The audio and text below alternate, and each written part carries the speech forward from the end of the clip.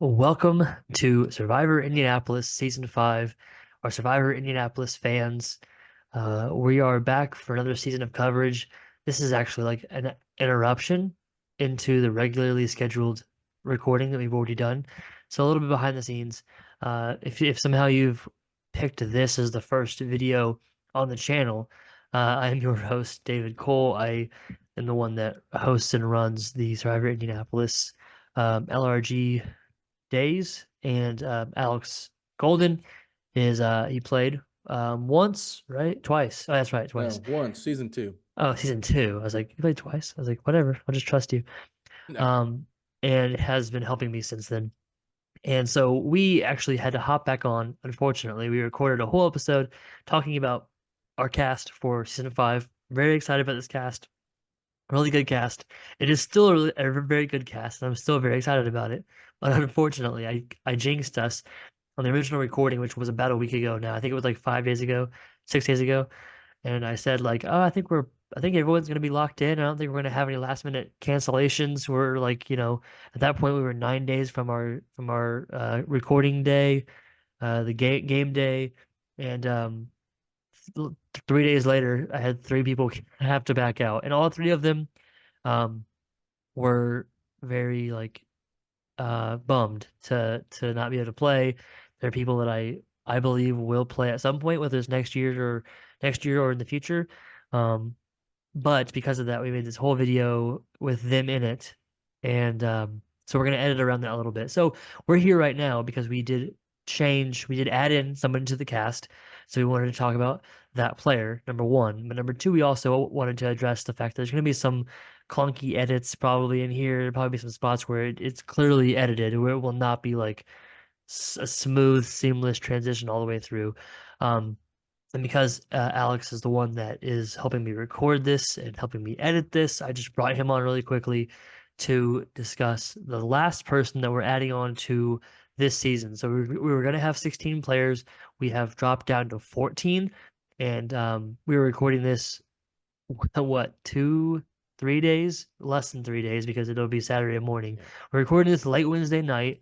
It's past 11 o'clock, and we will hopefully by 11 o'clock, I don't know how we wouldn't be, but by 11 o'clock in 3 days, we'll have finished filming season five. So we're pretty close Don't jinx it. to game day. I would be shocked if 14 people can't get in and out from 8:30 a.m.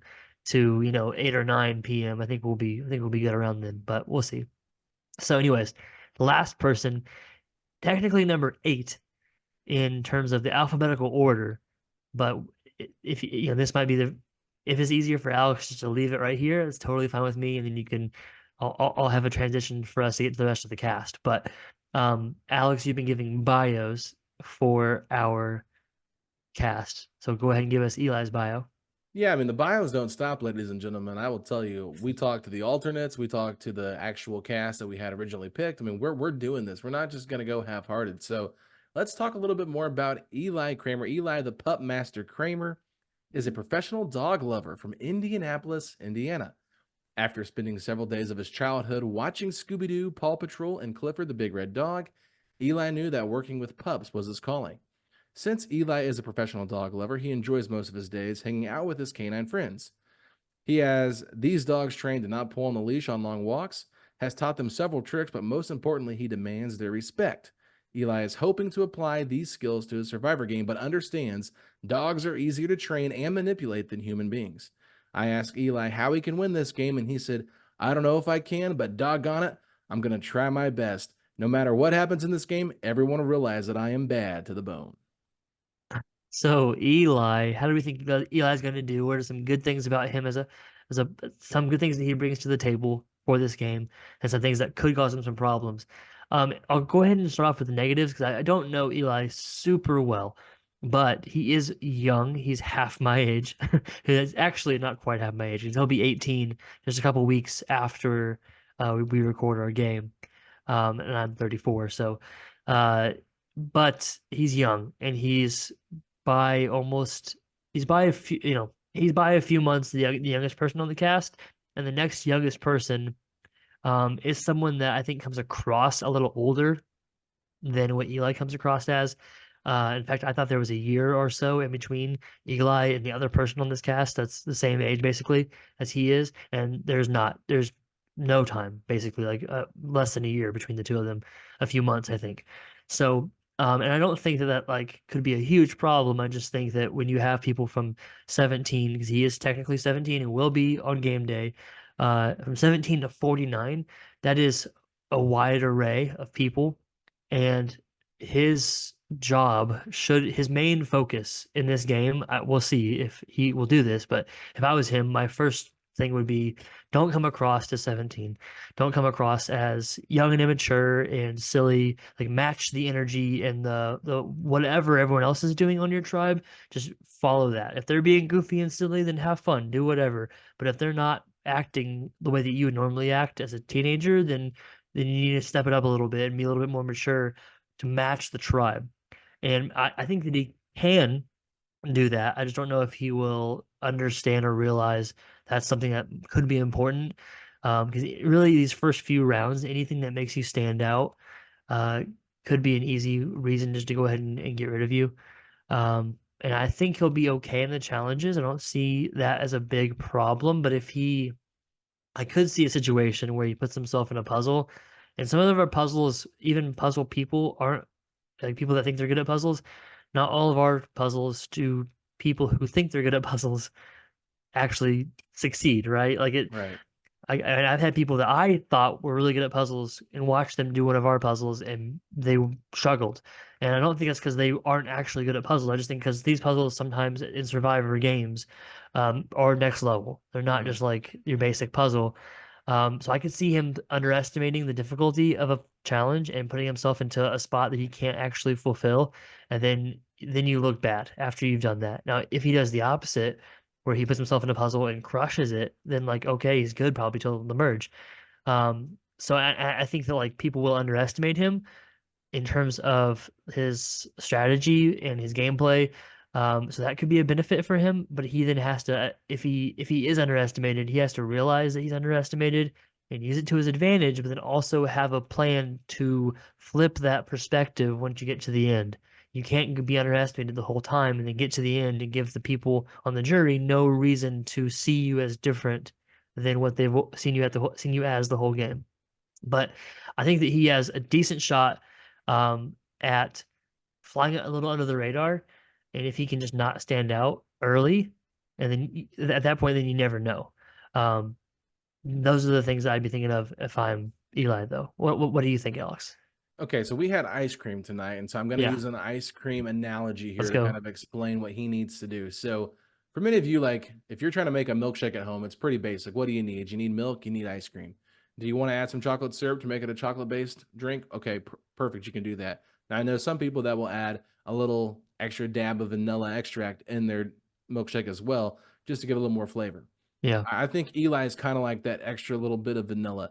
You don't wanna have too much of it where it stands out and it makes the milkshake overpowering in terms of tasting too much like vanilla, but I think if you get the right amount in there, he could blend perfectly with his tribe. So, to me, like you said, flying under the radar, kind of hiding in there, the ice cream is the main thing of the milkshake, the vanilla is not. So, he needs to kind of not be the main focal point of this tribe, but find a way to fit in with the right people at the right time to help Hmm. him kind of stay in this game a little bit longer. If he can get the right alliance, I think he could have a better chance in this game. But if he tries to overstep his boundaries, especially being so young, I think that it could be an early exit for him. That's the thing. And I hope, because I really want him to do well. I know he's really excited about playing. He, like, I know he's eager. Yeah. But if that comes across too strongly to your tribe, that can also make people think you're a threat. If you're really into it and really excited, then they think that, like, well, maybe he knows more about the game, or maybe he, it just puts a target on you. So, like you said, he needs to blend in, and I think he can do that. It's just a matter of whether he can like tame that energy and that passion, which I know from experience can be hard. But he needs to do that, and if he Mhm. can, then he could fly under the radar and go far. But I hope he does, because I really I don't want to see anybody fail, but especially someone that is excited about the game and passionate, like I know he is. So I think we can go ahead and move forward from here. So what you'll see from here is we're gonna actually like have an opening to a video, and then you'll have the whole rest of the cast, the other 13 people we'll go from here. There'll be some clear cuts because we've had to edit around a couple of people, like I said, that had to drop out. Just for the sake of ease of editing, I don't want Alex to have to splice and copy and paste a bunch of stuff all around. So this will be the opening of the video, and then from here you'll see a new opening basically of the original video where we talked about the full 16 people, and then we'll just cut out the people that could not make it. So look forward to that here in just a second. There probably won't be much of a transition, but we're gonna have the other 13 people with me and Alex talking about those, getting the bios, as well as John Crabtree and Brooke Johnson joining us. Well, welcome to the first video coverage here of Survivor Indianapolis Season 5, Advantage Island. Joining me here is most of the usual crew. We have Alex Golden, Brooke Johnston, and John Crabtree, three different people that have all played Survivor Indianapolis. Once, Brooke played twice. Am I correct on all of that? Okay. John played twice. Nope, only one time for me. Yeah, I didn't think so. Yes, twice. Since these all three of you guys since playing have been an integral part of helping and pulling off challenges and videos and things, so we like their input because they've been on both sides of the coin, unlike me, who's only been on the one side of the coin. I don't know if it's the head or the tail, but it's one of the two. Um, so we are going to break down our cast for season 5 and just really briefly address the Advantage Island is the theme, it's like the subtitle. The idea came from the fact that we've had some people last season that voiced some minor complaints about people on their tribe just kind of like looking for idols and not really strategizing. And then at the last minute, maybe they would throw a name out there and it would just kind of like it would or wouldn't happen. But it kind of led to some odd gameplay at certain times where the overall tribe hadn't spent enough time strategizing really. And in a 1 day Survivor game, you kind of have to maximize that time. And so we try to think of different ways to keep people focused on strategizing and talking and making connections and alliances and those kind of things. And so we had this idea of what if we put all of the advantages in one place and we call it something like Exile Island or Redemption Island, just something separate from the main game. And so throughout the course of the game, if you watch more of the videos from the actual gameplay of our Survivor Day, which hasn't happened yet, you'll see that not every round, but most rounds, especially early, players will get sent to Advantage Island to compete for a chance at an advantage. And that's the only place that we will have advantages, except for one minor exception at the merge, but that's a spoiler for another time. So that is our theme. Let's get into our cast. And this is how I think we should break down the cast. I think we should talk about anything that we think will be an asset to them as people that will help them in the game, and then anything that we think could be a potential downfall or a potential catch up, something that could bring them down and get them voted off or cause them to lose at some point in the game. Okay. So what I'll probably just like toss it to random people. And if I hit Brooke first to address somebody and John or Alex, you don't have anything else to add, and you're like, yeah, I just agree with what Brooke said, then that's fine. We can just keep moving forward. And that might happen to me a lot of times too, that I'll just say, yeah, I agree with you guys. So we'll go through the cast, and then we'll go through just really quickly touch on who's being put into what tribe. Now, that could change. I don't think it will, but that could change. And also, we have 16 players, which is the most we've had since season 1, and that could change. There's a non-zero chance that somebody backs out last minute, or we can't find a replacement, or we do find a replacement, but that would change this video. So we're recording this like 9 days before our event is beginning. So I think last season we in the season before that we recorded a little bit with more time in between. So hopefully that means that this will be totally accurate and nothing will change, because I personally am very excited for this cast. So I would love for this to not change. Okay, let's get into it then. So first person on our list, Adrian Butler. Just to kind of like lead the way, I'll start and I'll kick it to somebody else. And if we don't have any other thoughts, that's fine. So things that I think will help Adrian. First of all, she's really motivated. She stopped and talked to me for like almost an hour recently and just asked me like, "Hey," and just asked me questions, and it was all things that, in my opinion, the things that I said and the things she asked me, were all things that anybody that's on the cast could at any point in time come and ask me. I've been pretty open, like, if you have questions, let me know. I don't feel like I gave her any information that will help her in any way that is unfair. She just had like a motivation. She's like, I want to win. I want to play hard. I want to like, do a good job. That being said, if she comes in too like headstrong, that could rub people the wrong way. That could make her be seen as a threat, and then could lead to her getting voted out. So it's a fine line to walk between having that internal motivation and between letting everybody else see it and it become an obvious, apparent thing that like, oh, she really wants this. That could be her downfall. Brooke, anything else that you think is either a strength or a possible weakness for Adrian here? Yeah, I don't really know her that well. Yeah. But just based on what I've observed the few times I've been around her and who else is in the cast, I do think she has a pretty strong chance if she can like hide how competitive she is from the jump.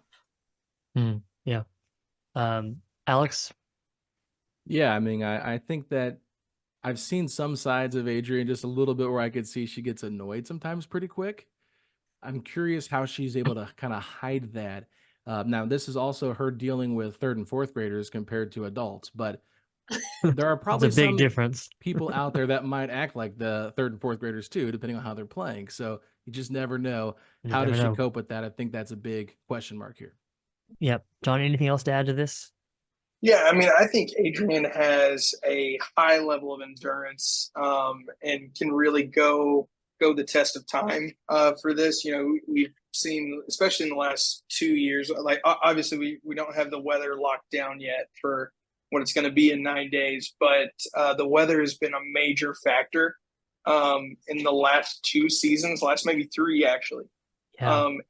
Adrian's someone who I know can go a lot farther, a lot stronger than most of people in the cast. Adrian's from Alaska, and she literally goes on moose hunts with her dad for fun, and goes hiking up You can mountains you can all the totally time. tell So yeah, in this picture, you can totally tell she's out she's an outdoors yeah, woman. exactly. No, that's a great point though. I think that like the elements will not face her. Good, bad, anywhere in between, she'll be fine. Which is a Yeah, very valid point because that we literally had somebody basically quit last season because of the Yeah. elements, and I didn't even fault them because it was pretty bad. like So it's a very I very hated good being point. there, and when I was a worker. Yeah. I wasn't even playing. I was like, can we just like cut this? Yeah, Just be this is done? so. Yeah, good points about Adrian. I think that she has a pretty good shot. We'll see, but I think she's a pretty good shot. All right, next we'll go with. Are we doing the bios still or no? Oh, I'm sorry, I forgot about the bios. Yes. Okay, so just so You should everybody have done. knows, We'll do the bios first, right off the top. I that's just what I was forgot. wondering. Didn't want to cut you off because you said you're going to set it up. So I was You just should have letting cut you me know. off. Okay. Go So ahead. anyway, So bios for our cast. Alex is going to read bios for each of our yes. cast members, starting with Adrian Butler. Just so everybody knows, I have done interviews with every single player to get a better understanding of who they are and what they feel about this game. So we're going to start off with Adrian Butler. Like John said, from Anchorage, Alaska. She's 25 years old and she is a photographer. Adrian has what it takes to play the social game as she has experience working with all types of personalities being a photographer. But don't let that side of her fool you. Similar to her hometown of Anchorage, Alaska, she can be cold. While you might think she is tight with your formed alliance, she will also do what is best for her game. The problem is she won't show that side of her to you. This makes her incredibly dangerous as an ally, but someone that could go deep in this game. Adrian also said that she backs Mayor Hogshead's decision to terminate the building project of 11 Park. Getting an MLS team in Indianapolis is much more appealing than backing the lowly Indy 11. Just a trashy opinion there. That's all Next. that is. It's just a real trashy opinion. Next, we have Anna Duffy. So Alex, let's continue. Let's go on to our bio for Anna. All right, so Anna Duffy is a 25-year-old from Warsaw, Indiana, who now lives in the big city of Indianapolis. Anna is a kind individual who knows how to coexist with others. She thinks blending in with the group will help her go the furthest in the game. I asked Anna if she could pick one artist to best describe her personality, who would it be? She said, to my utter shock, the pop sensation Sia. Now, many Survivor faithfuls know that Sia is a Survivor superfan, but Anna wasn't aware of that as she is not the biggest Survivor fan. However, Anna feels like she can hide her true identity in this game, just like Sia hides her face with wigs and bows. Will this strategy pay off? Anna hopes it does. All right. So, John, I think you were last to go on Adrian. So give us anything you think could be good or bad on Anna to help, or help or hurt her in the game. So, Anna Duffy, aka the Duffmeister, as I affectionately call her, Anna can put up with a lot of personality. She works at a school with kids. I mean, like she has and has for the last 2 or 3 years now. I overlapped with her for maybe like a year at IBC, and I mean that's enough right there to if you can deal with that being there for that long, you've got a high tolerance for people. I think she'll be able to kind of hide under the radar, but also has a pretty decent physical threat as well. All right. Alex, any thoughts on Anna? No, I mean, I just think that after our conversation, you could really feel that she's trying to hide in plain sight a little bit. And we'll see if she's able to kind of just mesh with her group overall.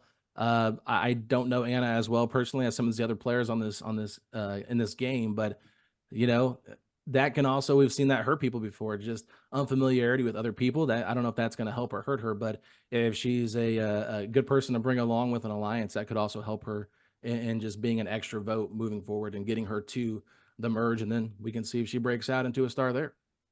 Yeah. Brooke, any last thoughts on Anna? Yeah, no, I agree with everything they just said. If she can successfully just go along with the vote and kind of play the as long as it's not me game, she's got a pretty good chance. Oh, I will say I think my biggest worry in terms of her ability to win the game is can she be cutthroat enough? And maybe she can. Um, but even though I've spent a lot of time with her doing music with young adults, I haven't had an opportunity to see that. So that doesn't mean it doesn't exist. It just means I haven't seen it. So if she, makes a strong alliance with somebody that she knows, there's someone coming up next that she knows very well, but there are other people in the game that she knows, and will she feel, torn up over voting somebody out and then make a bad decision because she doesn't want to hurt someone's feelings? That's the kind of thing I could see tripping her up. Other than that, though, I think that she's in good shape. She's not going to be someone that's going to be right away viewed as a threat, and maybe not even until the end of the game viewed as a threat. And that's great for her because I think she can articulate um, her game at the end in a way that would help her if she can get to the end. It's just a matter of whether or not she can get out other more obvious threats so that there's nobody else left at the end of the game that can beat her.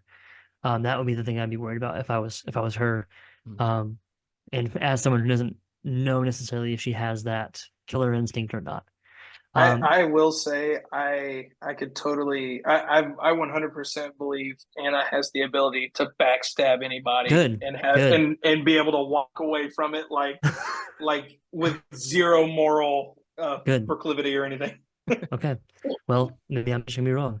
Okay, number 3, we have Annie Sargent, and before you get to the bio, Annie and Anna are actually roommates, so you'll see that they're going to be on opposite tribes to start off with. But they obviously, as being roommates, I could not keep it from them, from each other, that they were both playing. So they are both playing. They both know they're both playing, but they will be on opposite tribes to start the game off, so that they don't get a chance until maybe later to take advantage of that relationship that has been cultivated, obviously. So Alex, bio for Annie. Yeah, Annie Sargent is a 23-year-old office secretary from Indianapolis, Indiana. Annie told me that her goal in this game is to be a silent star that everyone loves. When I asked her why she wants to be loved by everyone, she said, "Look, I'm not trying to be RuPaul out here. Seriously, who wants to be a drag?" When asking about her abilities to connect with others, she said she often sees how her Tom Hanks lookalike of a boss handles the stress that comes with working with a talented but overwhelming menace of a creative director. She is hoping this daily, sometimes hourly experience will help her navigate the game and lead her to the final 3. Annie also likes to spend her free time attending silent auctions. So can't compose myself. I'll just start. I really know very, very little about Annie. Like what you just read is probably the most I've learned about Annie. She's been cast based off of two things. One, I needed a player that fit the demographic, and Anna had the connection to make that happen, and John actually recommended her. So it was things outside of my experience. So I can't really say good, bad, whatever. Um, so I'll just abstain from that. John, I feel like you probably know her the best. So why don't you say what you think, and then if anyone else has anything else to add, you can jump in after that. Yeah, so I work with Annie every day. Annie is an individual that she's probably genuinely one of the most kindest human beings I've ever met in my life. Um, and that being said, she's super resourceful. I've never seen someone be able to talk a crazy, possibly inebriated homeless man out of the building better than she can. Um, like she's very convincing. I think if she can use her trustworthiness to her advantage to really lure people in, she's got a great chance. Okay. Does anyone else have anything else to add about Annie? I think one thing that could be potentially dangerous for her is that she is roommates with Anna. Mm-hmm. Um, Yeah. so like the last time I played, it was boys versus girls. Some of the girls we targeted first were people who had a boyfriend or husband on the other Right. tribe. So we're like, as soon as we merge, they're gonna click up and we can't trust that person anymore. So if they have any kind of connection to someone on the other tribe, they could be seen as a threat for that alone. Yeah. I did want to have that conversation actually. So I'll hold off a little bit until we get to, because there are two Yeah. couples, well, three couples, but two married couples. So I wanted to see what you guys thought about how that affects the game or impacts the game. But that is fair. I also would not be surprised if a lot of the cast don't know that they live together. So that if they're smart and just don't say anything about it. Now Yeah. there are a few people that I'm sure do know. Like it wouldn't be surprising if the Hendersons know, or maybe the Max might know, but the Hendersons probably should know. I don't know. Maybe not. So who knows how many people know about that? That could be one of their saving graces, but that definitely especially early on in the game. This is true of Real Survivor. It was true. It's been true in the past and in my seasons of Survivor Indianapolis here that in early times you don't have a lot to go on. So you're going off a hypothetical, theoretical, like, oh, well, they have a connection to this person, or oh, they, whatever. A lot of times that's led to people that have connections getting voted off early, or people that are the least connected to the tribe, like beforehand. Like, oh, like that's why we saw like Katrina Bigay get voted off early on your season because she wasn't someone that everyone knew as well. And so it's like, well, we're all pretty close knit. She's not. And then on top Yeah. of it, like you said, she also had a husband on the other side of the Yeah. game. So it's a fair thing to be That was concerned about. straight up the reasoning. She had Most a people didn't know her. And yeah. the ones who did were like, she's got a husband. So She yeah, will flip as soon as we merge. So She's yeah. got to go. Alex, any thoughts on Annie though before we move on? I'll just say that from my interactions with her, she's always willing to help, and I think that could be something big. As she's willing to take risk, willing to go along with the majority. I think so. If she's able to do Yeah, that, get in with the right group, she could kind of just like I said with Anna a little bit, just kind of hide there a little bit, and then. yeah. But I think she's a little bit more cutthroat, maybe from what I know from the two. I Okay. could see her kind of like veering off into her own, trying to win the game. I don't think she'd be afraid to do that either. Nice, nice. Okay. Next, we have Bailey McCreary, number 4. So go ahead and give us your bio on Bailey. Yeah, so Bailey is 19 right now, but she'll be 20 in the next couple of days. So she'll be 20 when she enters the game. So that's really big for her. She's a former fast food employee, former server, and she's currently working at a childcare place. So this is great for her. She's from Indianapolis, Indiana. She has the gift of gab when it comes to people that she likes. However, her introverted personality doesn't allow her to adventure into forced relationships/friendships. So, Bailey used to work at Chick-fil-A, but being forced to say my pleasure after every time someone said thank you, that was the final straw. When I asked Bailey what food best describes her personality, she said, probably a strawberry shake because it's sweet and refreshing. I don't know. That was her answer, not mine. Bailey is excited to play the game, but she's even more excited that this is her first year she can vote for president. All right. Um, for Bailey, again, like some of these younger women I don't know as well. I do think socially she'll be great. And I mean, you're talking about sometimes I know that both Brooke and Alex have said things in the past about her being a little bit more of an introvert. Um, that was a surprise to me. And maybe she actually is, but whenever I've talked to her, um, she's always seems very bubbly and it's kind of personality that I could see a tribe feeling like she's bringing a lot of positivity and um helping people be like connect, kind of like Stephanie Parker was last season, right? She's making you laugh and you feel good and you're talking and hanging out and you don't want that to end. So as long as she's not going to be a challenge liability, I don't see why she'd be voted off early. And at that point, it's just a matter of whether or not she can like get a grasp on the strategy of the end game and make moves to win at the end. But Brooke, you definitely know her the best out of all of us. So what do you think positives, negatives for her in this game? Positives. I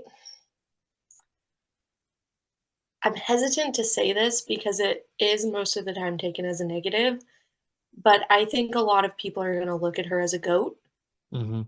and just kinda carry her along to the end. But I do think that she is capable of spinning that in her favor. Hmm. Like, if she makes it to Final 3, she could come up with a way to say, like, "No, I This just is went with everyone else's vote, but that kept me off the line long enough to get here." hmm So, I think that is definitely in her favor. Um, Challenges might not be in her favor. So, as long as, like, her tribe stays strong enough hmm to, like, if they don't have to go to tribal council and say, like, "Okay, we're losing challenges, we've gotta get rid of the people that are a liability," she'll be safe, she'll make it to the merge. Yeah, But Yeah.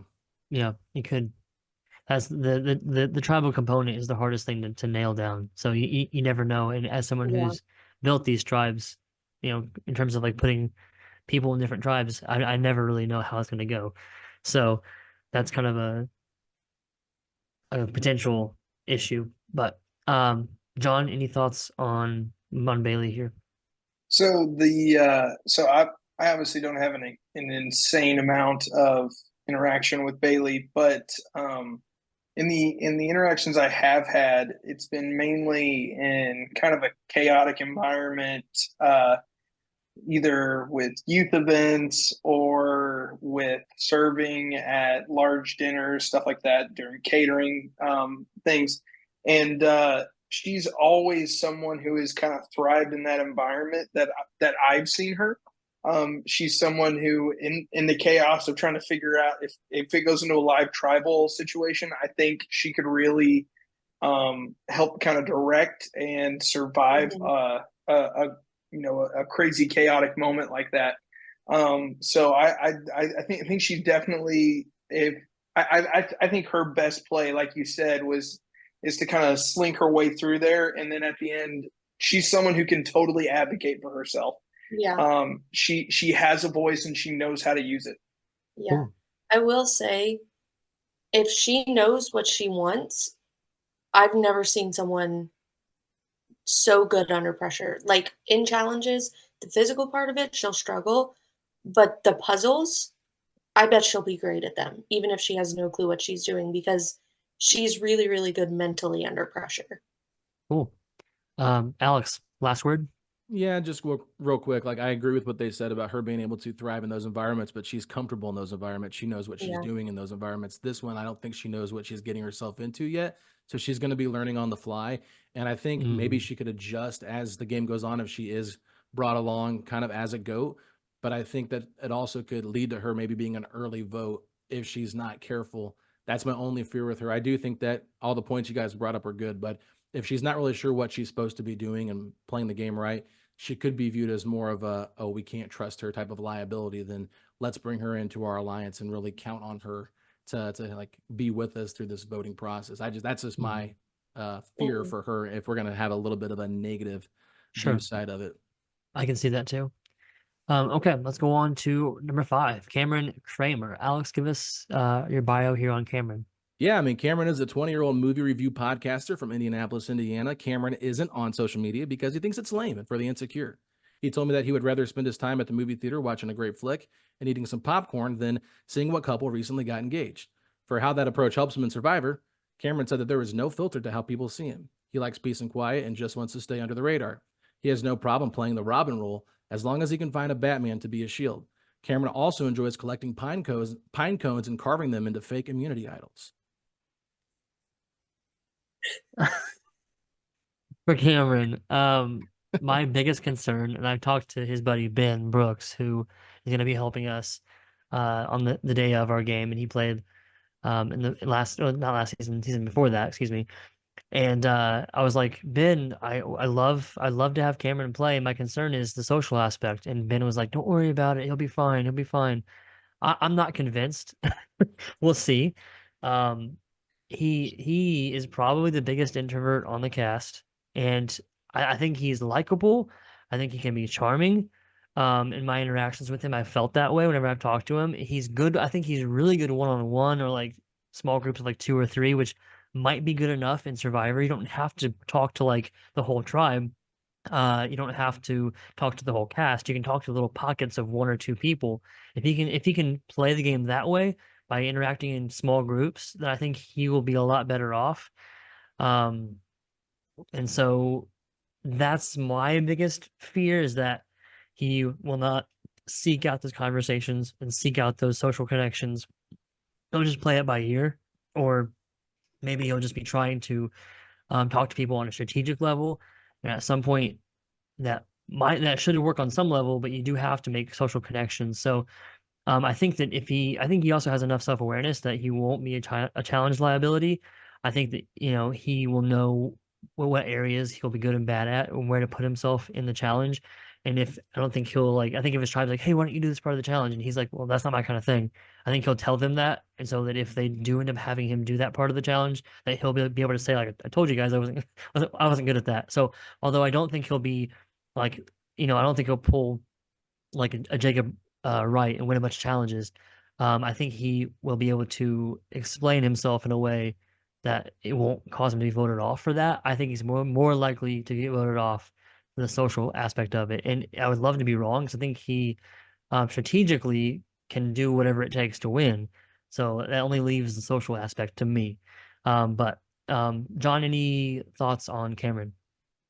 Yeah, I kind of share the same thought there, and just throwing it out there, Cameron. My offer still stands to do a breakdown movie by movie of any of any 3 franchises of the Transformers or the Fast and Furious and or the GI Joe movies. I am totally open to doing all 3 of those with you guys.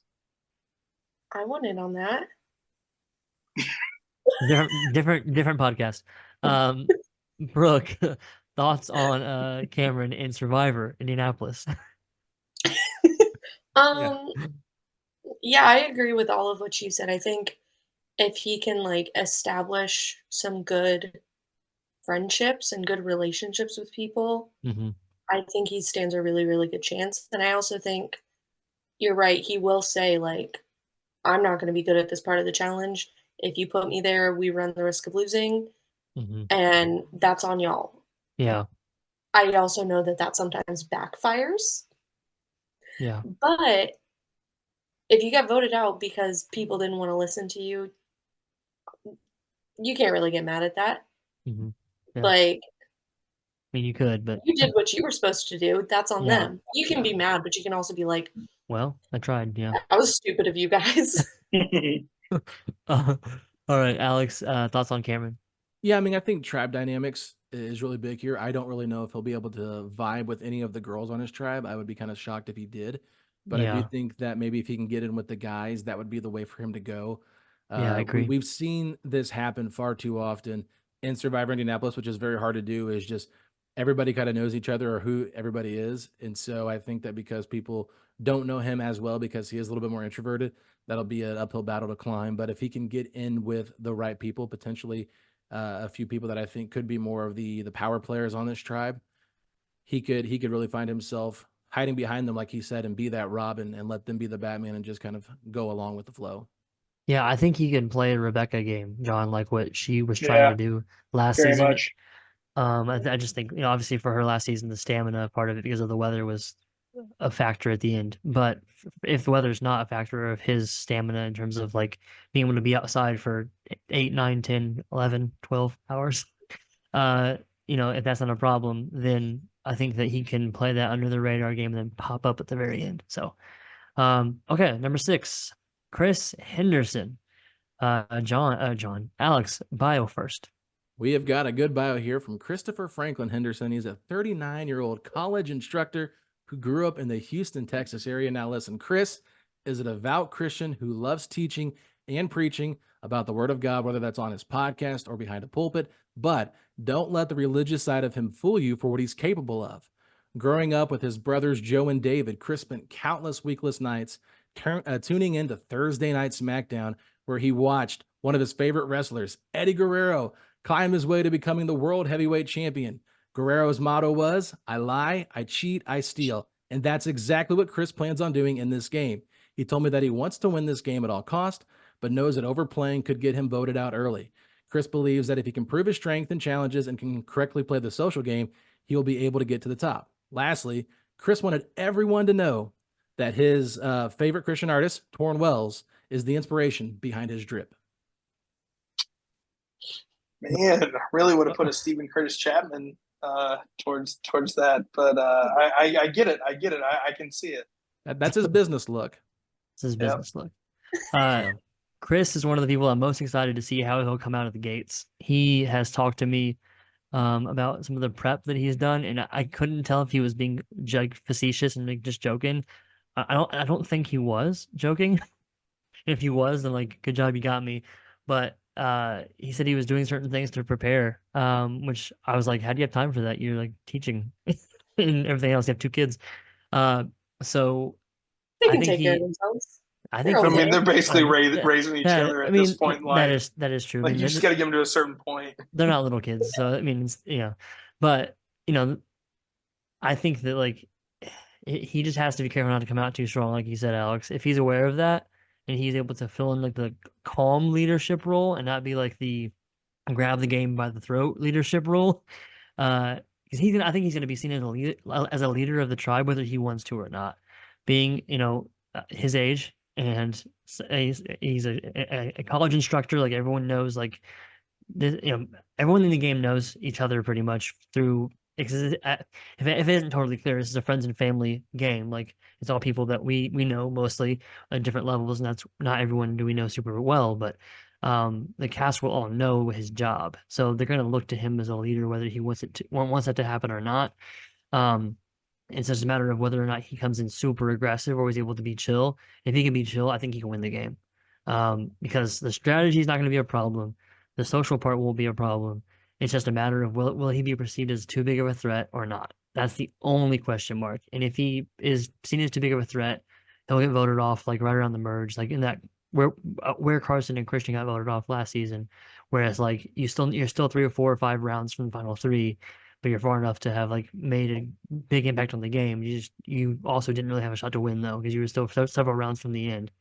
But Alex, what are your thoughts here on Chris? Yeah, I mean, I definitely think that he is just going to be a natural leader of his tribe, especially if you look at the other guys on his tribe. I think that people are just going to gravitate towards him because it's going to be a natural thing, just because he kind of just does have a natural leader type of personality as well.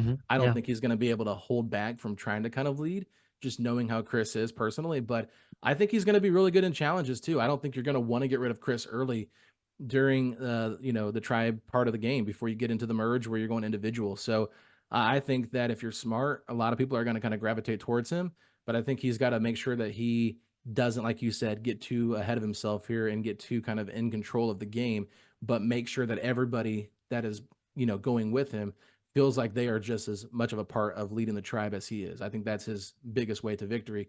But I do think that what you guys mentioned earlier with him being married, that could also be a threat if him and his wife were to connect up later in the game. Yeah. Brooke?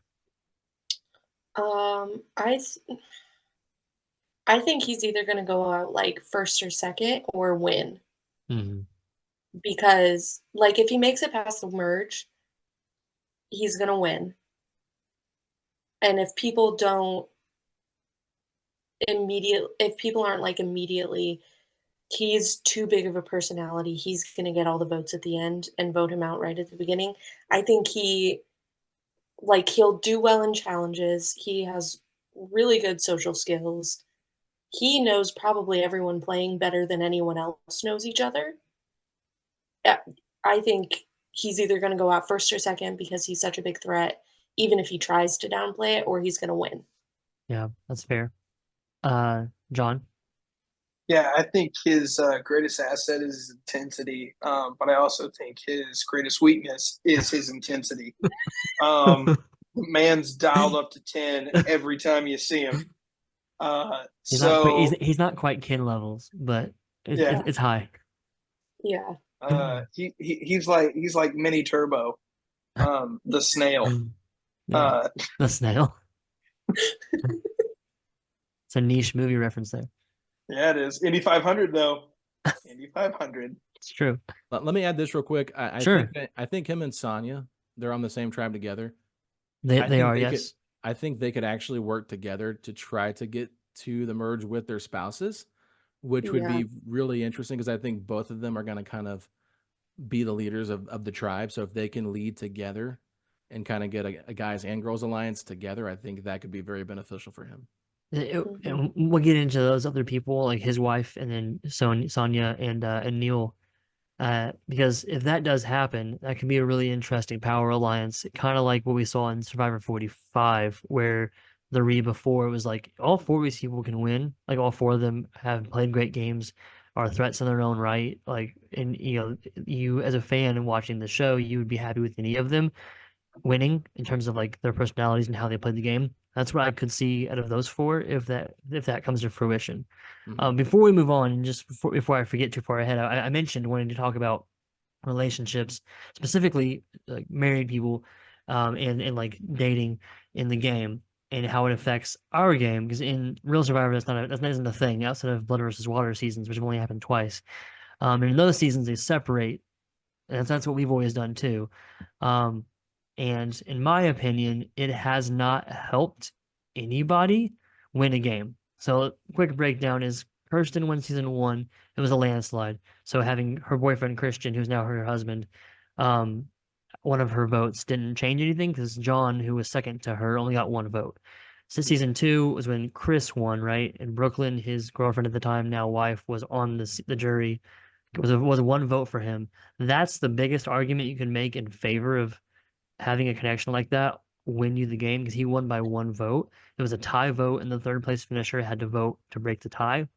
However, I felt like the bigger impact, more than Brooklyn being on the jury, his girlfriend at the time, was my sister, Cassie, stomping hard for him to win and swaying a couple jury votes away from Michael and towards Chris. Or just the 3 people voting for Jacob when that really didn't make any sense. That also was a big impact too. There were several people that were just bitter at the Power Alliance, and so they voted for Jacob because they like him more personally outside of the game. Which that's totally it's I can't, like, in my opinion, I wouldn't vote that way.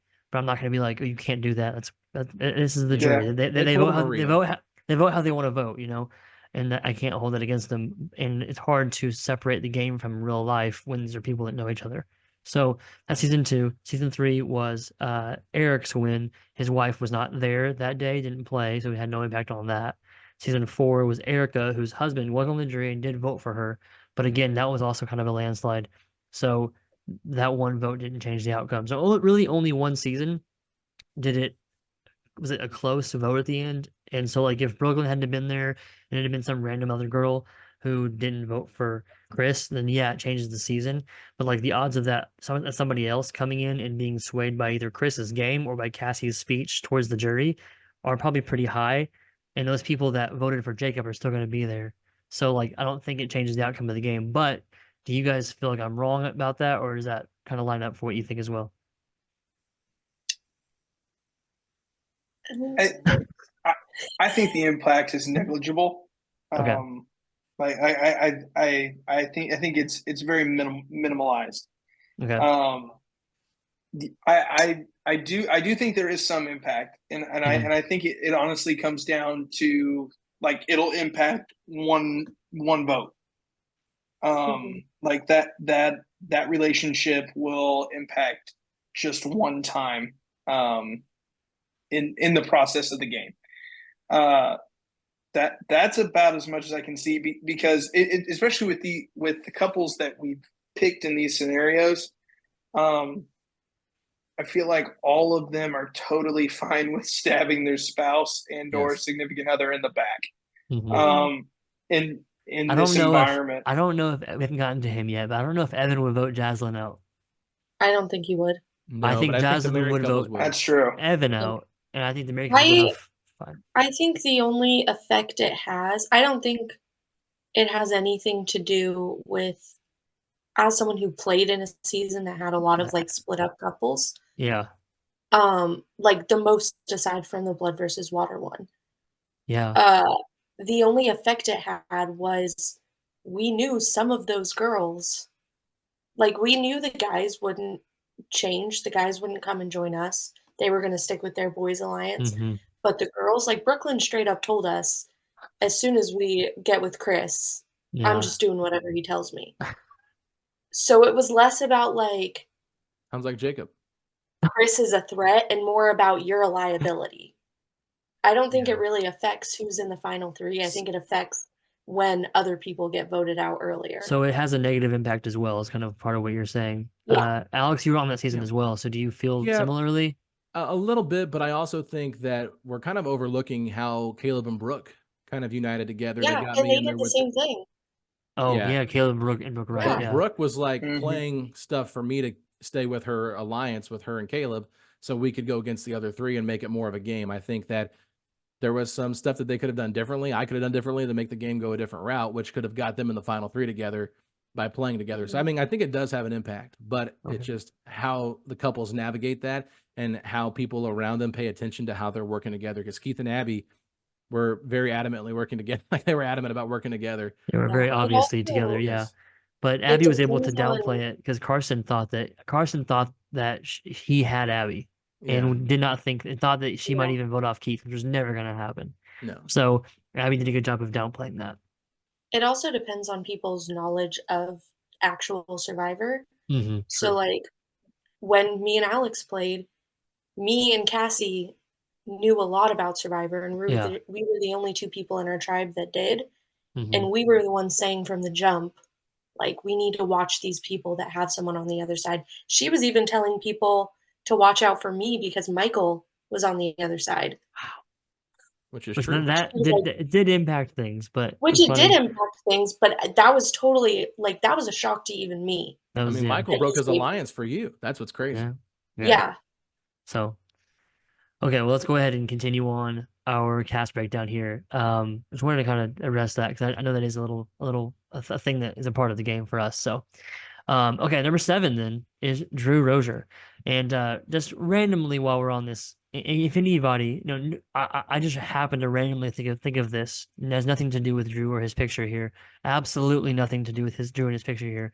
But if any of the crew or cast, any of the cast here, I'm sorry, not crew, but if any of the cast is upset at the picture that was chosen for this slideshow, you can address all your complaints to Alex Golden. That's where they all need to go. And again, totally randomly, I thought of this. Nothing about Drew's picture here made me think of that. Alex, bio for Hey, Drew. I will say this. If you have it on your Facebook, it's for public use. That's all I got to say. Be mad at yourself for keeping it on there.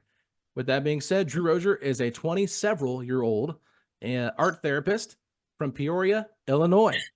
Drew is super competitive. Nothing annoys Drew more than losing a game that he knows he should win. But as a massive Survivor fan, Drew knows that he must compartmentalize his emotions and focus on the task at hand. Drew told me that his favorite TV show is The Office, and although Michael Scott's leadership skills are quirky, his employees would rather keep him around than have a new boss. He's hoping to have a similar impact on his tribe without crossing the line socially. Drew said, I want to be the lovable fool that brings life to the party and be as skilled in challenges as Michael is in making cells. This is a bold strategy by Drew, but we will see if it pays off. All right. John, any thoughts on Drew Rozier, good and bad? Man's got the athletic prowess to hang in these early challenges. Also, he's not half bad in the mental area as well. The man's got some smarts. Mm-hmm. He definitely has what he needs to go the test in this challenge. Okay. Brooke. I want to say something, but I want you to cut it out. I can't do that. I'm going to say it anyways. Okay. If he makes it to final 3, I think his speech to the jury will kill his chances. Okay. I don't think he can sway if it's even close to being split. I don't think he is capable of swaying a jury in his favor. Yeah. Okay. I think he will do great because, like John said, he's great. He will be great at challenges. He'll be great at puzzles. I think he has the social skills to do it. I think he'll like get to the end and fumble it like we see a lot. It has happened to several people. I won't name names in case they're listening to this and don't want to relive the trauma of They're fumbling in the the other bag. room. Yeah. In the other room. I didn't say Cost anything me the about win. anybody. What are we doing? Alex, thoughts on Drew? Brooke, I think that's interesting. You might be right about how well he articulates things, but I do think that his game could speak for itself if he makes the big moves. And I think there are people there that will respect it if he does make a big move because he's on the same tribe as Chris Henderson. If he gets Chris out early because he sees Chris as a threat and gets enough people in his alliance to do that, that could be something to watch out for where he could say, look what I did.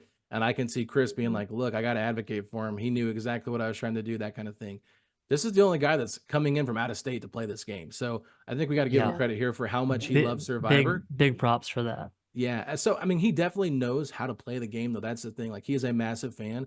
So I think that his experience with actually watching the show and being, just so, invested in that show, it's going to pay off a little bit. So you're right, though. I think he's going to be good at challenges.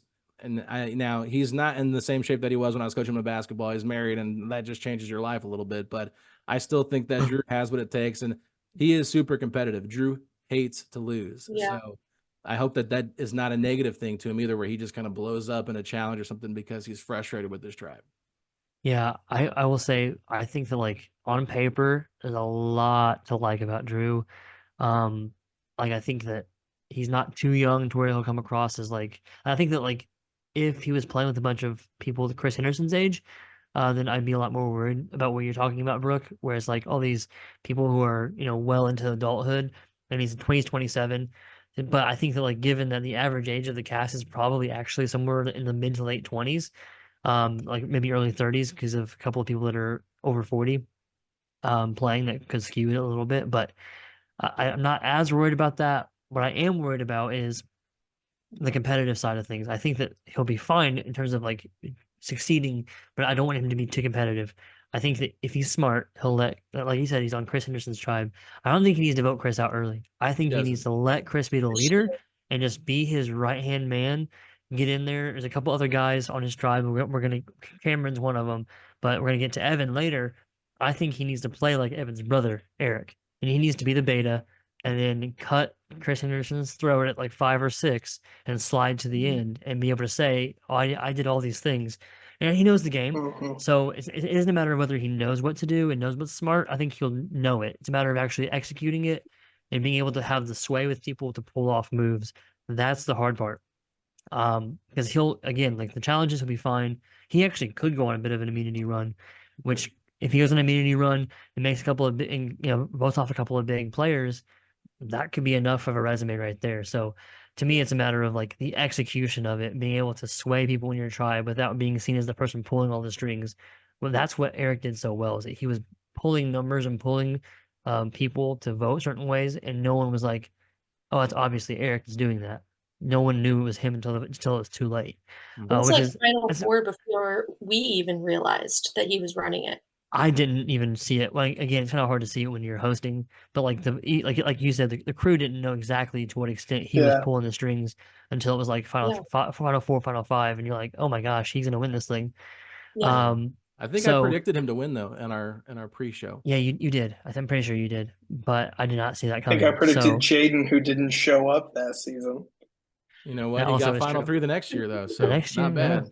yeah. Okay, so One thing that I think Drew desperately has working against him right now is the fact that he has been gone yes, Yeah. for I was gonna say the for same 2 thing. years, and There then are on top of that, when the last time like he was around everybody, it was during COVID, for a lot of Yeah. these people. So like yeah. it's in some cases it's been over 4 to 5 years since they've like consistently interacted with Drew.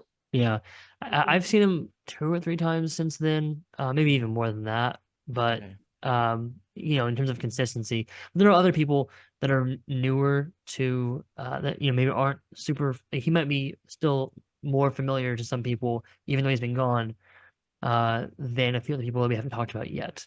As well as people like Anna Duffy and Annie Sargent that are younger and that have been around but hang in different circles than some of the other casts we haven't gotten to just yet. So he will be the bigger disadvantage might be that he doesn't know some of his castmates as well as they know each other, and it be less being like he isn't well known, but that he Yeah, doesn't but that he doesn't know people because he's been gone.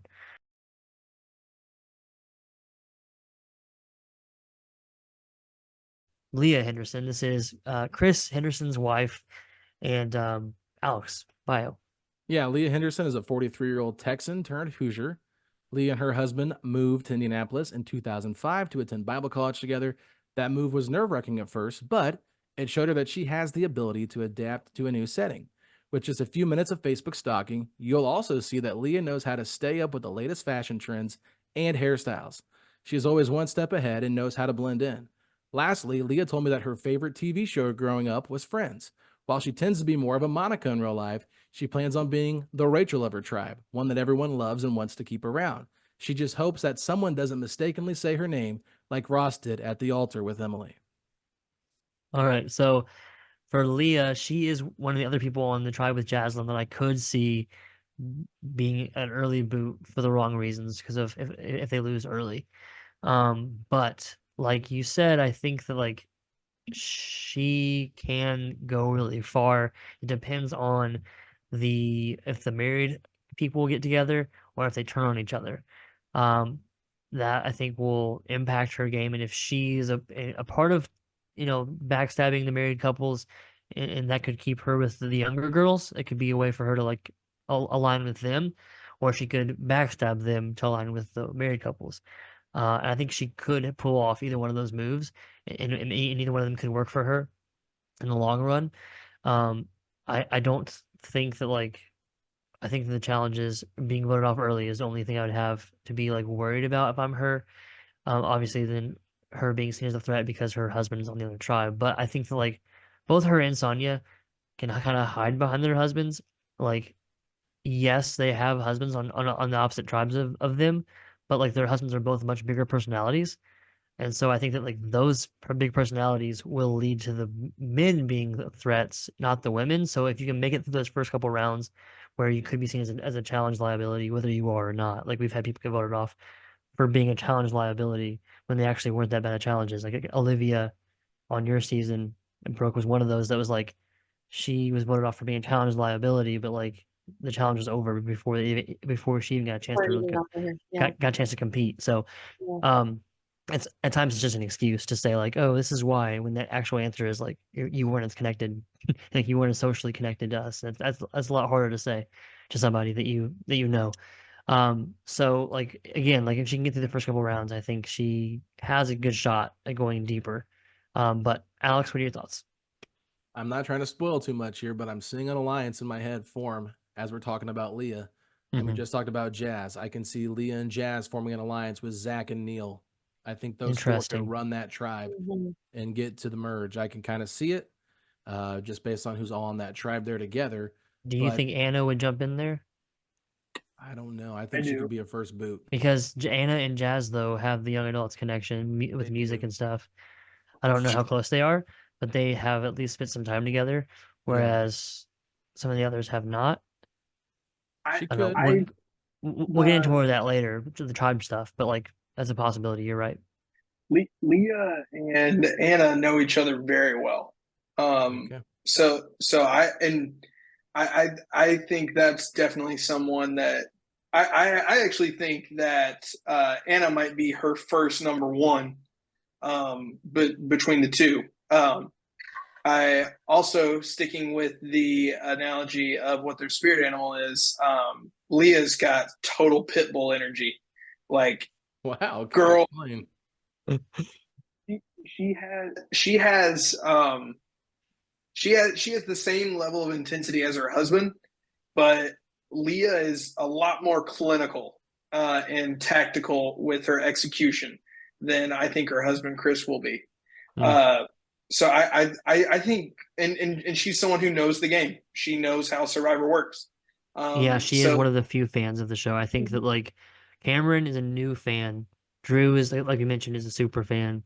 And Leah is a really big fan. And then there's one more person on the cast, two more people on the cast that are pretty big fans as well. I think she could be the man behind the curtain of that crew. Like they'll put someone up as the leader, but Leah's going to be the person feeding No, feeding what's going to happen on that team. John, I feel like you're describing Erica Grover 2.0. Yeah, Like, literally. is this season's Erica Grover? I mean, maybe. I think so. Brooke, what about you? What are your thoughts? I think she's one gonna be a lot more quiet about it than Erica was.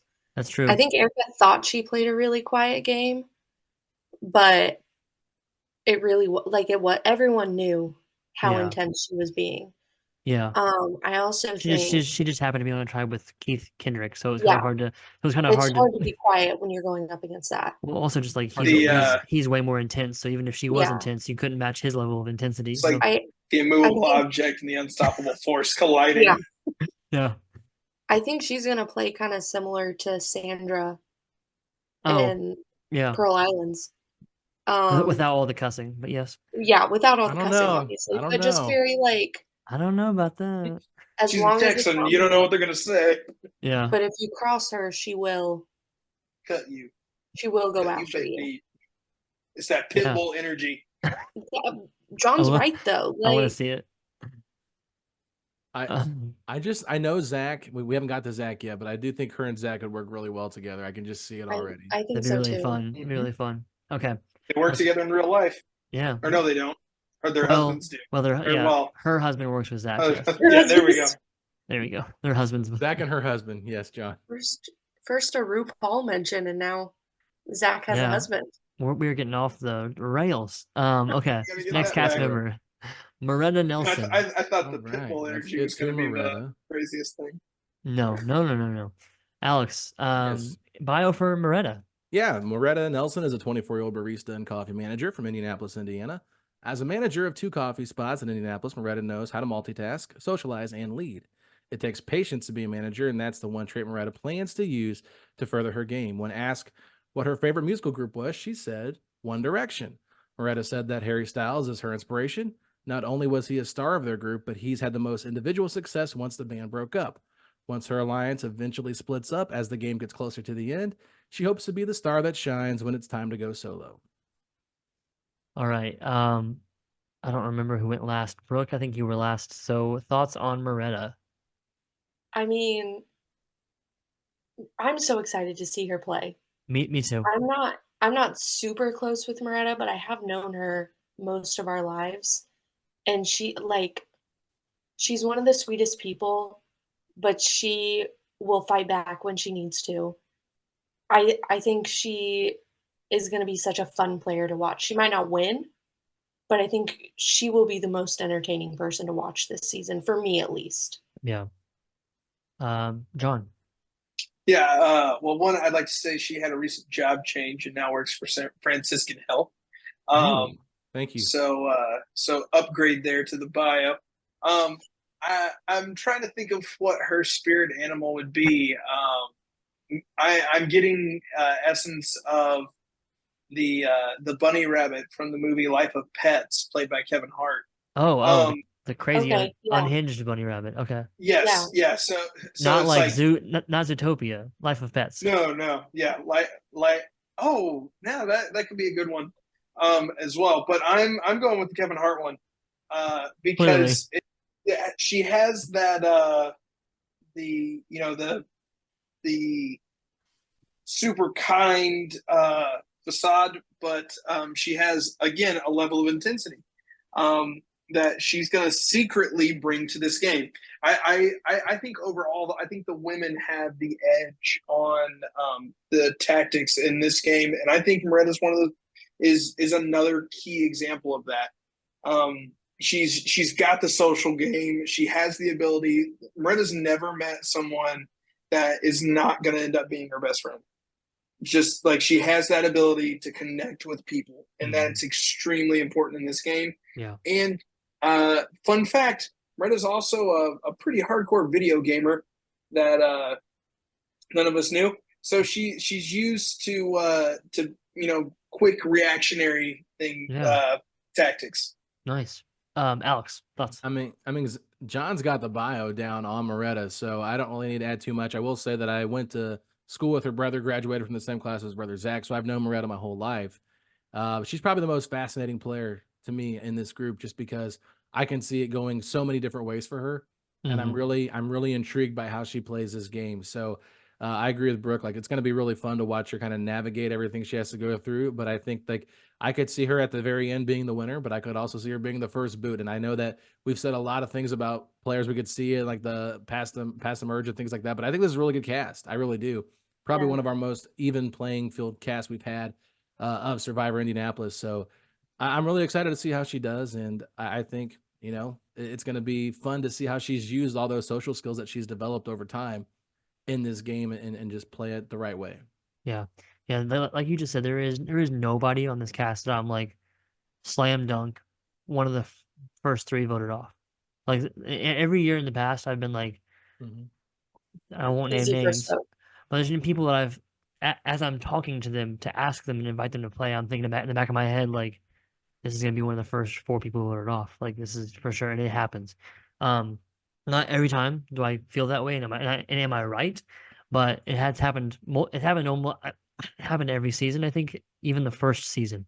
The first season, I was like, and I can say this because I know that he won't listen. I was like, I asked Zach, your brother-in-law, because I asked you and your sister. So I was like, well, I should ask him too. I can't leave him out. But I was like, he's gonna be one of the first people He voted off. knows no one else in this group, And that's how it goes. and that's the It wasn't thing. about his skill. It was about he wasn't as No, connected. And that's if he had often stayed what in, he happens. probably would have done really, really well. Yeah, if it was like all of his friends and all the people that he knows from But Columbus, like, it may have been different. But he didn't know uh, anyone, yeah. so So, but this cast, I don't feel that way about almost anybody. There's a couple of people that I wouldn't be surprised if they're the first person voted off. But there's no one that I'm like nervous for them going in. Right? There's a yeah. big difference in that. So, like Cameron, like he could be the first person voted off. We talked about that earlier.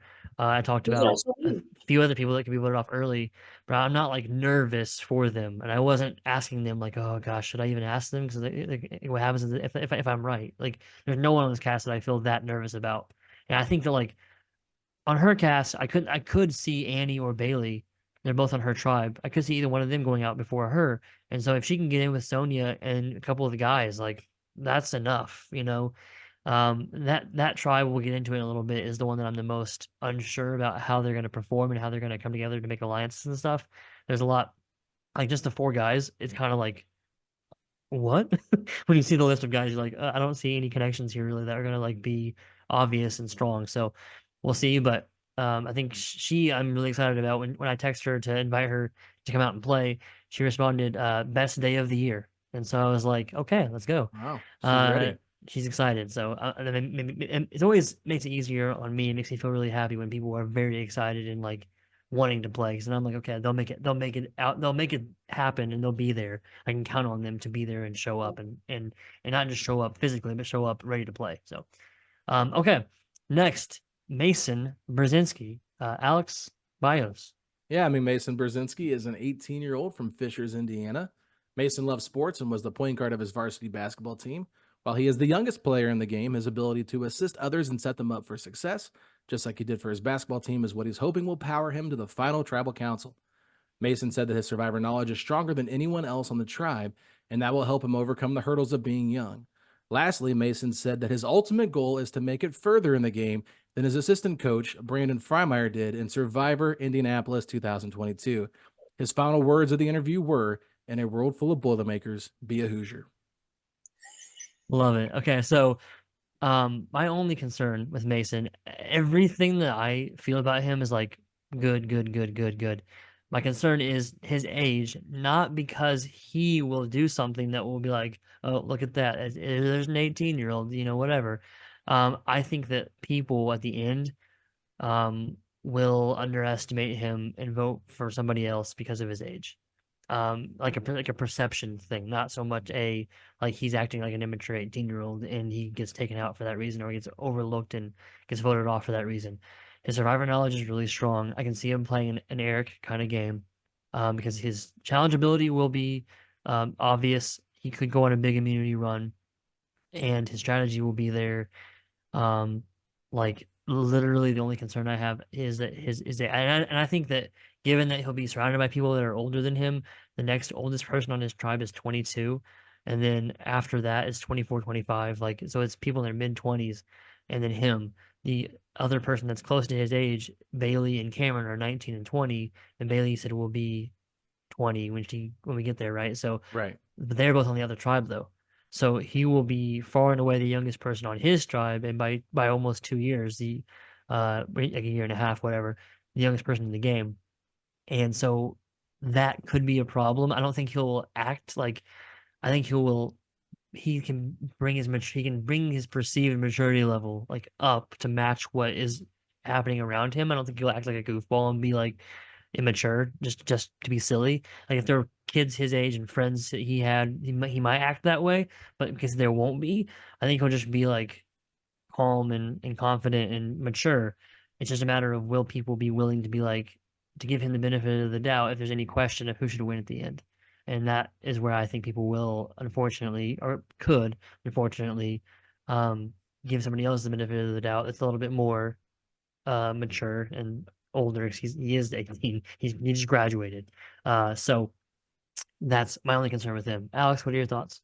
Yeah, I mean, I think I echo all that you said. It's just going to be tough for him to navigate the age part, and it's nothing like against himself. It's just, Yeah, he's a big fan of Survivor too. yeah. So I will say the only thing I think that's going to really help him if like his tribe does really well in a couple of challenges and he's a big part of it, they're going to realize his tribe strength, and so they're going to be like, we need to keep this young guy around because he can really move and do athletic stuff early on, and there's going to always be that aspect of the challenge when you're playing the athletic part of it, so the physical part of the challenge. So I think that's where he's going to thrive, and then that can kind of help him get his footing going for the rest of the game and kind of make those relationships. But if his tribe loses early on, unfortunately, I could see him being an early boot only because they're like, look, he's 18. Can we really trust him? Does he really know what he's doing? And unfortunately, he's going to get labeled as something that he's really not.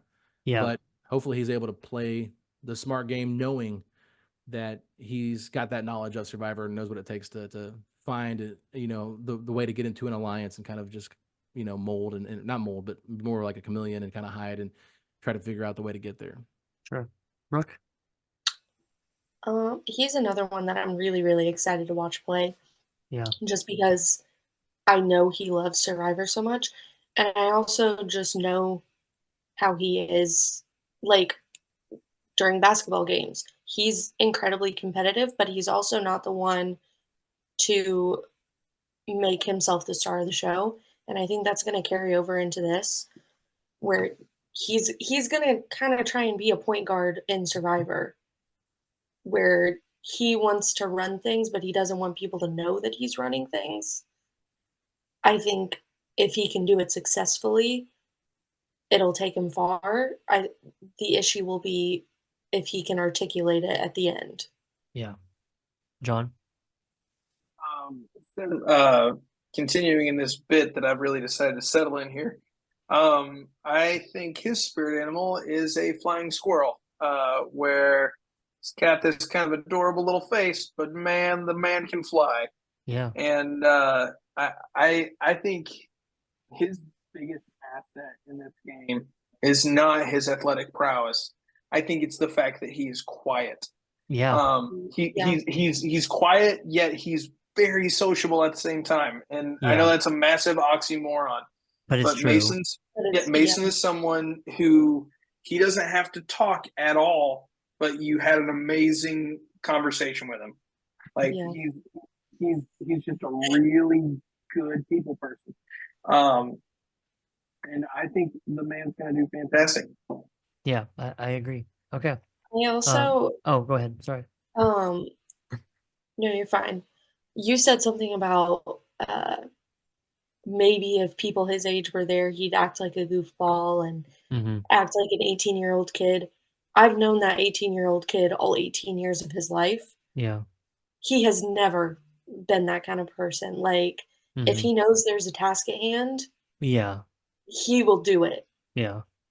So I think if he goes into this wanting to win, Yeah. he's going to do the absolute best he can to make everyone else believe that he deserves it. Yeah. I'm not worried about him being serious when the time calls for it, but given that you're out there so much time, there's a lot of Mm. downtime, and so like I've seen him, he can goof it up. I've seen it happen, but it's just a Oh, matter of yeah. like, so it's a matter of like in those downtimes, like you say, your tribe wins the challenge, are you gonna go make bonds and make connections and make alliances, even though your tribe won and you're safe, or are you gonna goof around?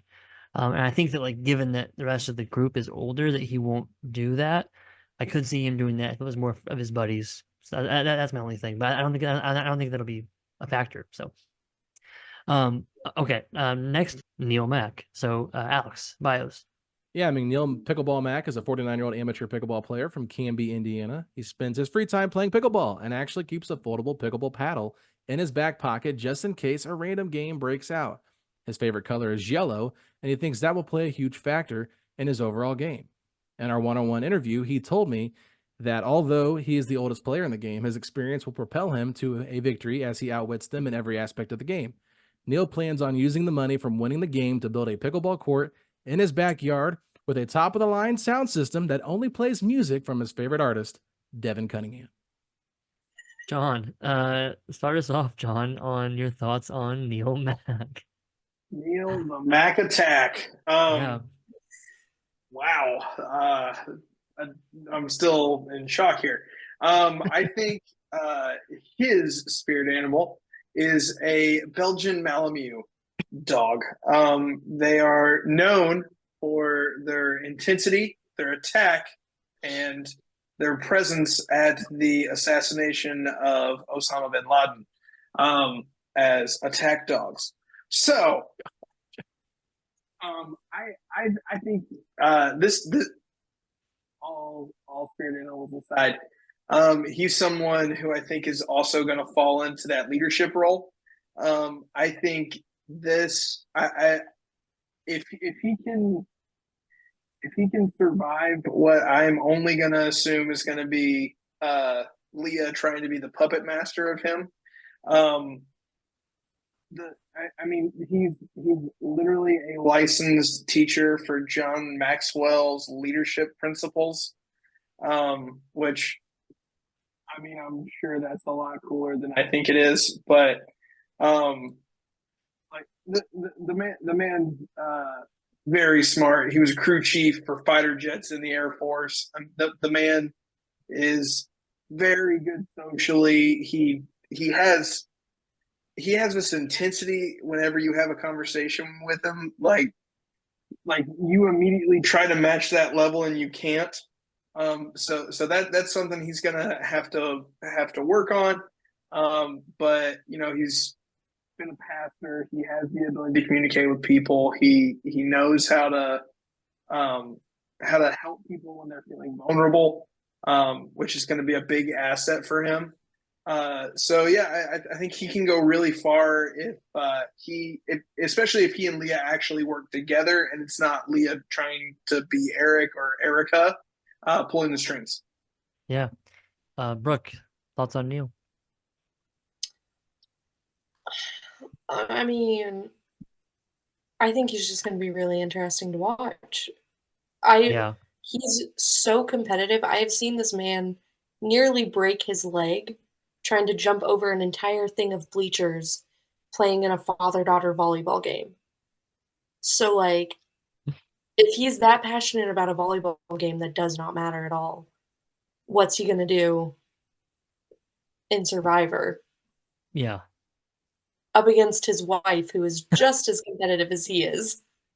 I think Yes. there's less of a chance of them linking up and forming an alliance and more of a chance of both of them trying to oust the other. Yeah. I agree with that actually. But okay, Alex, thoughts on Neil?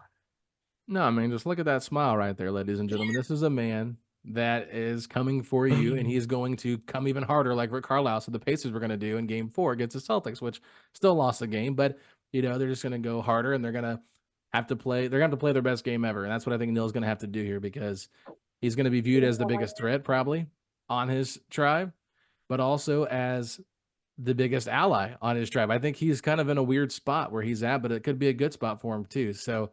I think he's going to do very well because I think he understands the social part of the game, which is going to help him not be so overly competitive with how he approaches things. He might, do the challenges competitively, but he's not going to be, freaking out like Russell did in I forget what with Samoa. yeah, no, not Russell Hance. Russell with the purple Russell. What's the Oh, Russell why am I Swan. forgetting?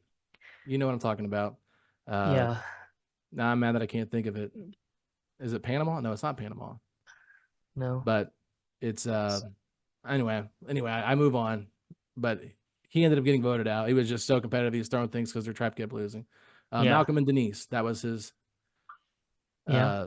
allies. But anyway, so that's like I don't think he's going to do that. Their tribe name was Matt Singh. I Mad can't Singh. remember the Philippines. I couldn't remember the name of the Philippines, thank season. you. Man, that's driving me I couldn't nuts. remember their tribe name, but not the season name. It was Yeah. Philippines. Yeah.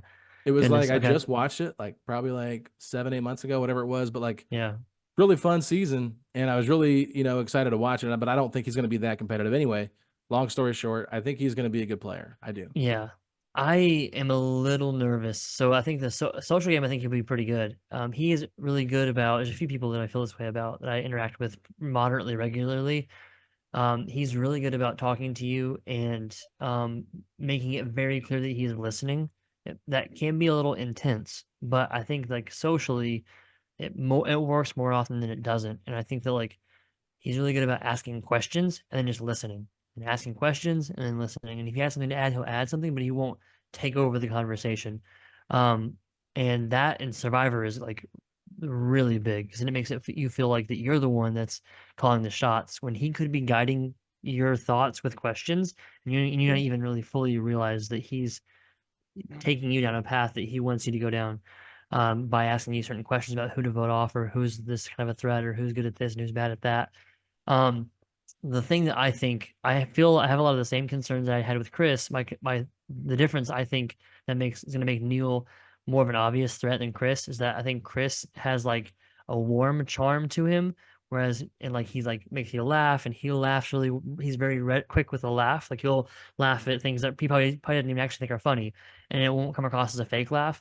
Whereas Neil is more serious and intense, and I think that slight difference of like temperament, even though they're both very intense and very competitive, that the fact that like Chris comes across as more like fun and laughy and jokey, I think that will disarm people.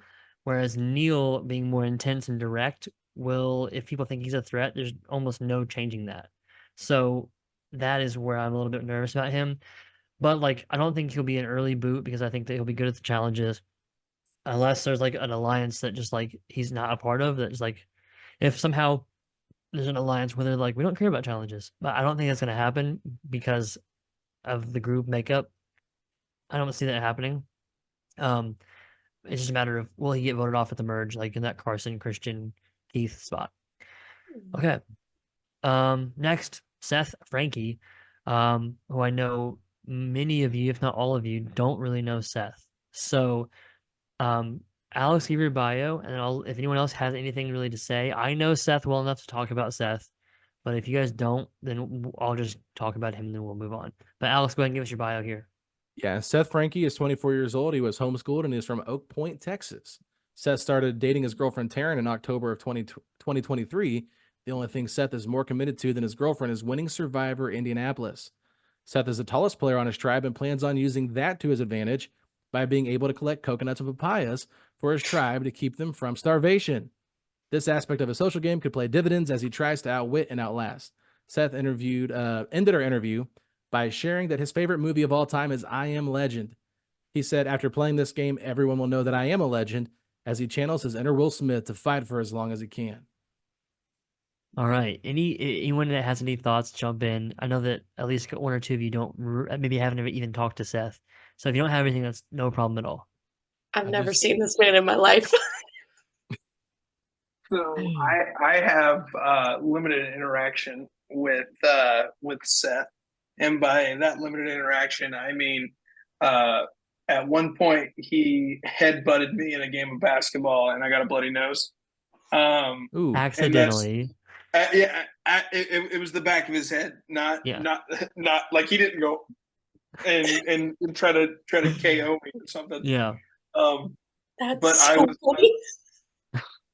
double nostril perforations.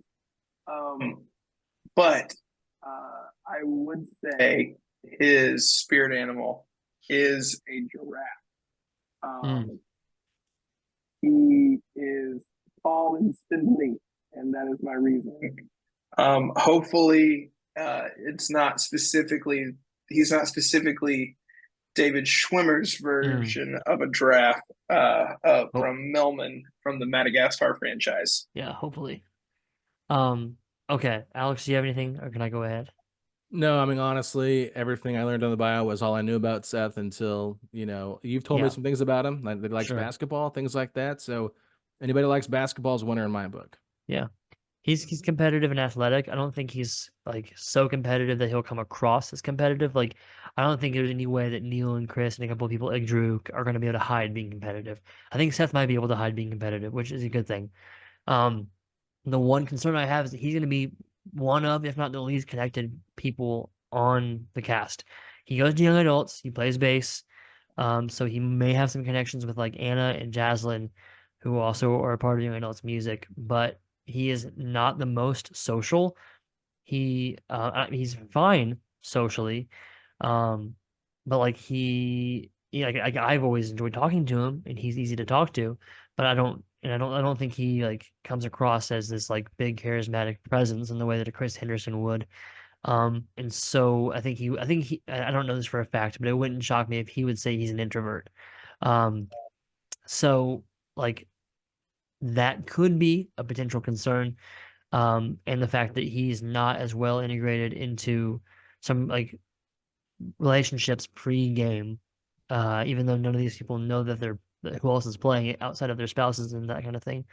That'd be my biggest concern. So I think he'll make it early, and then at that point, it could be the kind of thing where he's like seen as like a Colin, right? Colin Wilbright, who Yeah. just got taken to the end because he's likable and he's easy to get along with, and you know, but like, will he?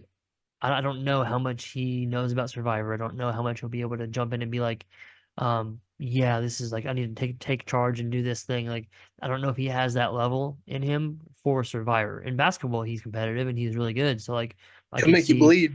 Yeah. So, but it's a different game. So, I'll wait and see. I could be wrong, but that'd be my concern with him. That was Um, literally the last basketball game I've ever played in, and that was like a year That and a was half. the it final was like straw. it was at Yep, least a I'm year like, ago. I'm too old for this now, boys. Okay. Last but not least, Sonia Mack. Alex, to give us your bio. Yeah, Sonia Mack is 46 years old and is a former teacher from Indianapolis, Indiana. Sonia is definitely embracing the mom role on this tribe. She's the oldest female in the game, but don't let that fool you. She's a competitor who will not only outwork you, but she will definitely outwit you. Sonia said that as a teacher, you see kids try and weasel their way out of trouble all the time. And because of that, I can tell when someone is playing me. I finished up my interview by asking Sonia if there was one celebrity she could meet. Who would it be? She answered, well, I don't think you can qualify him as a celebrity, at least not yet, but Neil from Siakam Tribe. Okay. I think That Sonia is the has, answer she would give. yeah. Yeah. I think she has big She winner did give it. What do you potential. mean that she would There, give? This you're is right. what My she gave. apologies. My It apologies. makes sense that she would give that. Yeah, it's a very obvious, like it's the kind of thing you would expect her to say. Um, I think she has big winner potential. Um, again, like I said, this tribe is kind of a like I don't they're not as easy for me to see like what's gonna like for me to predict what's gonna happen from this tribe because there's just like not as many connections. But I could see um her she's gonna be good in challenges. I think she can be good physically or mentally in the challenges. Socially, she's gonna be great. Um, and so it's just a matter of like, can she piece together the strategy side of things and be like, okay, I need to make some moves, I need to do this. And I think she can. But again, like you know, when do you ever see people play a game like Survivor? Not not very often. So not 100% sure. But Alex, what are your thoughts on Sonya? Yeah, I think she's going to do really well. I actually think that she might be my favorite to win on her tribe as currently constructed. Maybe Chris, but I like the way she's going to play this game. I think she's got that great social connection with a lot of different people, and I think that if she can embrace that mom, we'll understand that or mom role, I should say. We'll understand why Jeff Probst has been begging people that are moms to try out for Survivor because she's going to show you right here how a mom can win the game. So, unlike Maria, sorry to spoil it for you, John, but hey, catch up. Uh, Hey, she's I going got to the win the spoilers. game. I'm good to go. You watch it all? No, No. he's sustained Oh, spoilers. he doesn't care. But anyway, unlike Maria, unlike Julie, she's going to prove that a mom can win this game. Brooke, what are your thoughts? Yeah, I think she has a stronger chance than Neil, her husband. Strictly for the social aspect.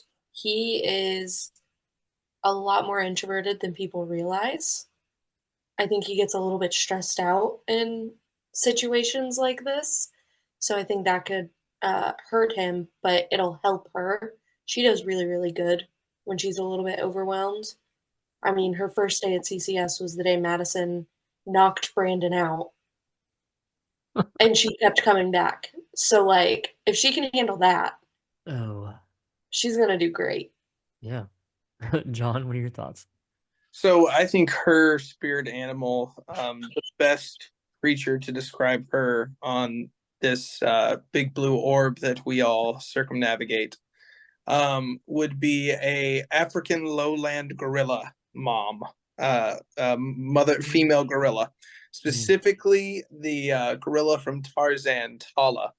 I think she will be able to really adapt and adopt anybody into this tribe that she needs to. And if Tarzan showed us anything, it's that that mom was ready to kill that jaguar when her people were threatened. And I think she will totally be there, willing to mobilize votes the second her alliance is threatened. She will be able to amass the people she needs to survive and to keep her people safe.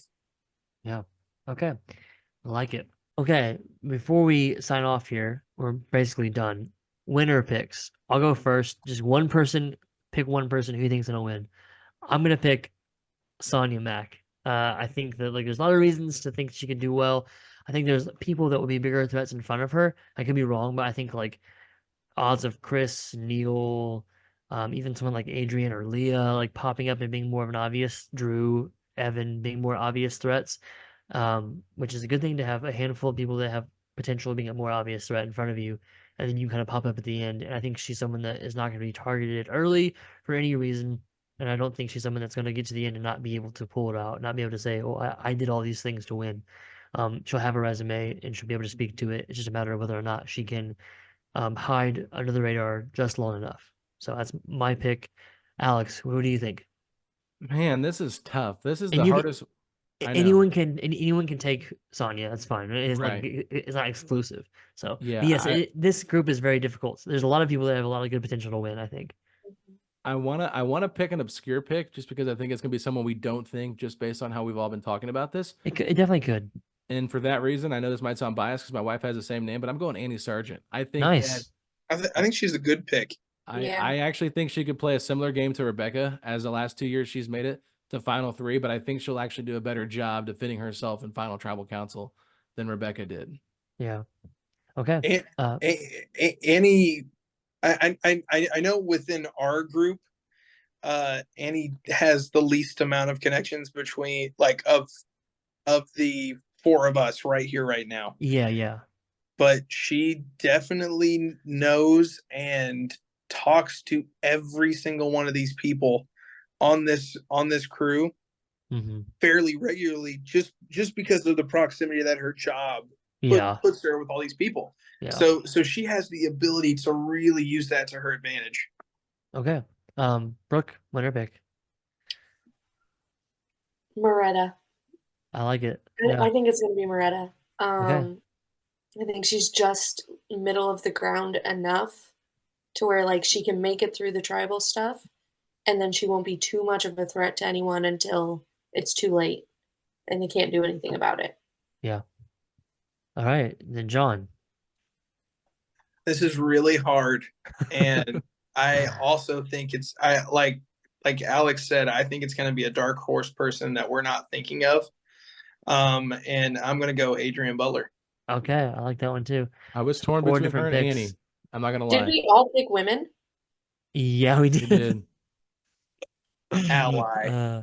I will say, let's see. Season 1 was won by a woman. Season 2 was a man. Season 3 was a man. Season 4 was a woman. So it's been 50-50. So I just think that there are a lot of Okay, but strong women in this season. And there are plenty of strong Necros. guys too. I just think like in a game like this, the strong guy gets pegged as a number one. A yeah. strong guy is going to be they have a safer route in the pre-merge, but they also have a way harder route in the post-merge. So I think that like that's the kind of thing where if you can find somebody who can skate through the pre-merge and can make the moves at the end, then that's a good winner pick. And that kind of person is, and I think oftentimes is a female. So at least not what we've done in the past. So. Okay, so with that, we've broken down the cast really thoroughly. We'll see.